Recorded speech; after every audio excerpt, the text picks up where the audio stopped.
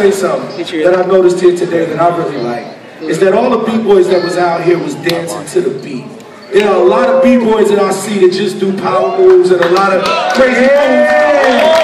But dancing means you dance to the beat of the music. And that's what I love, man. Give yourselves a round of applause. Hell yeah. Because in Florida, we know what's up. No, I've seen it. They dance to the beats out here. That's that real. Maybe our crowd won't cheer too much, but our B-boys know what's up. Indeed. And I know what's up, so that's all that And matters. Super Nat knows what's up. That's right. New York knows what's up, you know what I'm saying? I grew up on this, and thank y'all for having me here, by the way. Yeah!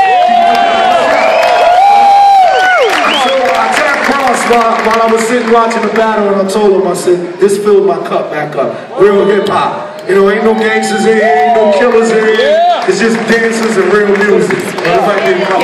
Anyway.